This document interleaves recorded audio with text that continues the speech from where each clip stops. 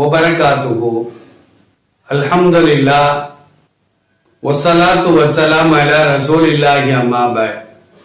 கணியத்திற்குரிய எல்லாம் அல்ல அல்லாஹுவின் நல்லடியார்களே, பாசத்திற்குரிய இஸ்லாமிய பெரியோர்களே, தாய்மார்களே, சகோதர சமுதாயத்தை சார்ந்த அருமையான சகோதர சகோதரிகளே, நபிகள் நாயகம் ஸல்லல்லாஹு அலைஹி வஸல்லம் அவர்கள் கூறியதாக ஆயிஷா ரலியல்லாஹு அன்ஹா அறிவிக்கக்கூடிய செய்தி புகாரி என்ற நூலிலே பதிவு செய்யப்படுகிறது.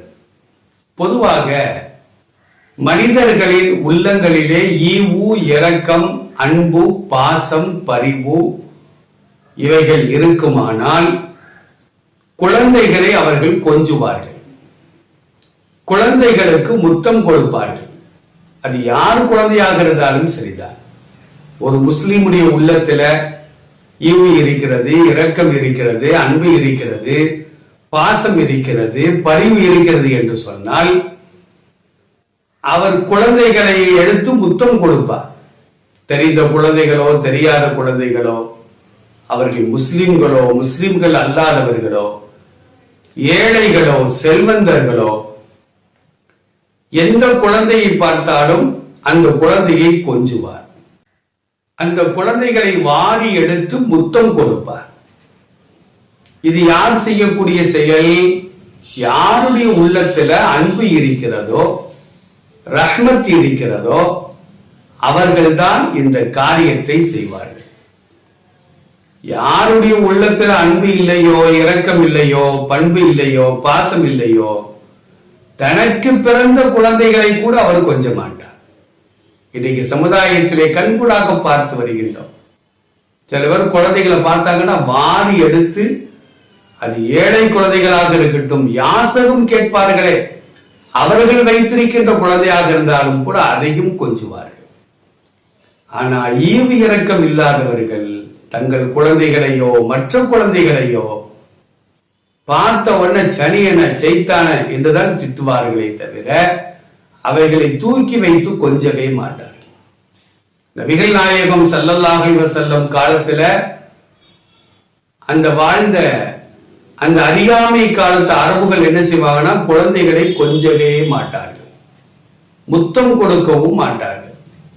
நபி ஸல்லல்லாஹு அலைஹி வஸல்லம் அவர்கள் குழந்தைகளை பார்த்தால் வாரி அணைத்துக் கொள்வார்கள். தன்னுடைய பேத்தி என்ன செய்வாங்கன்னா, சுமந்து கொண்டே தொழுவார்களாம். ஹதீசுகளிலே நாம் காண்கின்றோம். ஒரு கிராமவாசி வருகின்றார், நபிகள் நாயகம் ஸல்லல்லாஹு அலைஹி வஸல்லம் இடத்திலே வருகிறார். அப்ப நபி ஸல்லல்லாஹு அலைஹி வஸல்லம் சில குழந்தைகளை கொஞ்சிக் கொண்டிருக்கிறார்கள், முத்தம் கொடுத்து கொண்டிருக்கிறார்கள். உடனே அவர் கேட்கிறாரு, துகப்பீலுன சிபியான், முகம்மதே, நீங்கள் குழந்தைகளுக்கெல்லாம் முத்தம் கொடுப்பீர்களா அப்படின்னு அவர் கேட்கிறார். அவருக்கு ஆச்சரியமாக இருக்கிறது. இரண்டாவது அவர் சொன்னாரு, ஃபமான் உகப்பிலுகும், நாங்கெல்லாம் குழந்தைகளுக்கு முத்தமே கொடுக்க மாட்டோம். அது பெருமையா வேற சொல்ற, நாங்கெல்லாம் குழந்தைகளுக்கு முத்தமே கொடுக்க மாட்டோம், நீங்க என்ன முத்தம் கொடுத்துட்டு இருக்கீங்களே அப்படின்னு கேட்கிறார். அப்ப நபி ஸல்லல்லாஹு அலைஹி வஸல்லம் என்ன சொன்னாங்க தெரியுமா? அவ அம்லிகுலக அன் நஸஅல்லாஹு மின் கல்பிக ரஹ்மா, தோழரே, உன்னுடைய உள்ளத்தில் இருந்து ஈவு, இரக்கம், அருள், பாசம், அன்பு இவைகளை அல்லாஹ் எடுத்து விட்டால் அதுக்கு நான் என்ன செய்ய முடியும்? இதெல்லாம் இருந்தால்தான் குழந்தைகளுக்கு அன்பு செலுத்துவார்கள், முத்தம் கொடுப்பார்கள், கொஞ்சுவார்கள். பெரும்பாலான பெற்றோர்களை நாம் பார்க்கின்றோம், குழந்தைகள் மீது அன்பே இல்லை. குழந்தைகளை பெற்றெடுத்து அப்பாவும் அம்மாவும் வேலைக்கு செல்ல வேண்டும் என்பதற்காக மூன்றாவது ஒரு பெண்ணிடத்திலே குழந்தையை ஒப்படைத்து விட்டு வேலைக்கு சென்று விடுகிறார்கள். அவர்களுக்கு பணம் தான் குறிக்கோள், குழந்தைகள் குறிக்கோள் அல்ல. பணியை முடித்து விட்டு குழந்தைகளை தூக்கணும் அப்படின்னா குழந்தைகள் அழுகும், பெற்றோர்கள் தூக்கினா அழுகும். ஆனா வேலைக்காரங்க தூக்கினா குழந்தைகள் பாசமா இருக்கும். ஏன்னா அந்த குழந்தைகளை பார்க்கிறது பணியாட்கள் தான். நீங்க அதற்கென்று சில காப்பகங்கள்லாம் வந்து விட்டது. அந்த காப்பகத்துல குழந்தைய போட்டுட்டு இவங்க என்ன செய்யறாங்கன்னா, ரெண்டு பேரும் வேலைக்கு போயிருந்தாங்க. காலையில 6 மணிக்கு விட்டுட்டு போனாங்கன்னா ராத்திரி 9 மணிக்கு வந்து குழந்தைய தூக்கினா கிட்டத்தட்ட ஒரு 15-16 மணி நேரங்கள் குழந்தைகள் காப்பகத்தில் உள்ளவங்கள்ட்ட தான் பழகுது.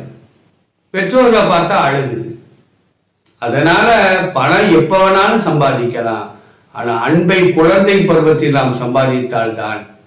குழந்தை பருவம் என்பது ரொம்ப நாளைக்கு கிடையாது, ஒரு 4 வருஷம் 5 வருஷம்.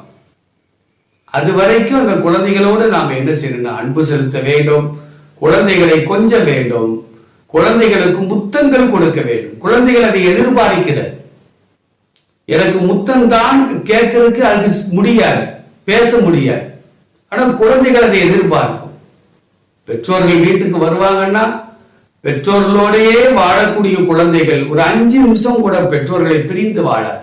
அம்மாட்ட போகணும் அப்படிங்கிற வார்த்தையை அந்த குழந்தைகள் சொல்ல ஆரம்பித்து விடும். அப்படிப்பட்ட குழந்தைகளை பாருங்கள், பெற்றோர்கள் ஒரு 5 நிமிஷம் வெளியே போயிட்டு வந்தாங்கன்னா ஓடி வந்து பெற்றோர்களை கட்டி அணைக்கும், புத்தம் கொடுக்கும். பெற்றோர்களை இந்த குழந்தைகள் கொஞ்சம்.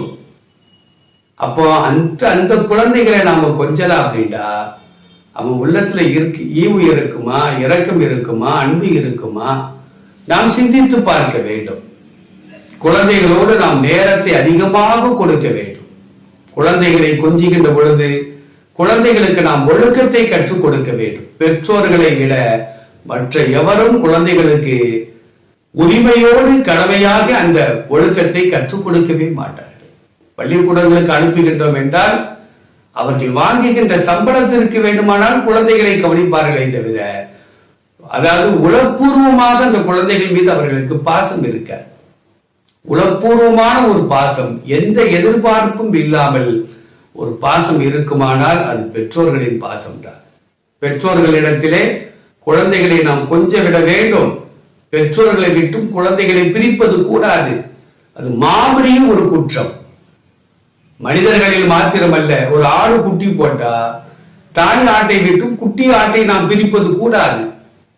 ஒரு பசு கன்றை ஈன்று விட்டால் அந்த கன்றை பசுவை விட்டும் தாயை விட்டும் பிரிப்பது கூடாது.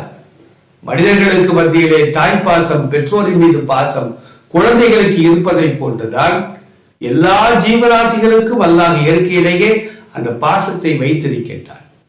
பால்குடி பருவம் வரையிலாவது அந்த குட்டிகளை தாயோடு நாம் சேர்க்க வேண்டும். குழந்தைகளுக்கு மாத்திரமல்ல, இது எல்லா ஜீவராசிகளுக்கும் இது பொருந்தும்.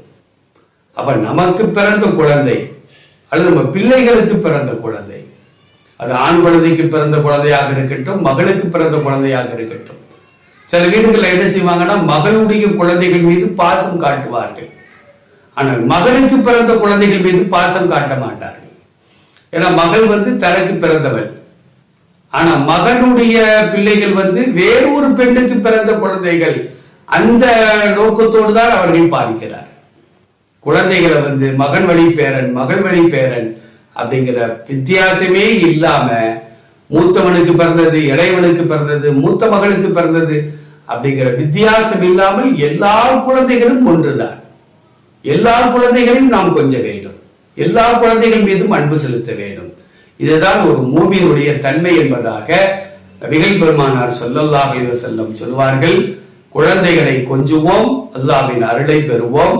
அல்லாஹ் இந்த பாக்கியத்தை குழந்தை பாக்கியம் இல்லாத தம்பதிகளுக்கும் குழந்தைகளை கொடுத்து கொஞ்சக்கூடிய நல்ல ஒரு சூழ்நிலையை அல்லாஹ் ஏற்படுத்துவானாக. அஸ்ஸலாமு அலைக்கும் வரஹ்மத்துல்லாஹ்.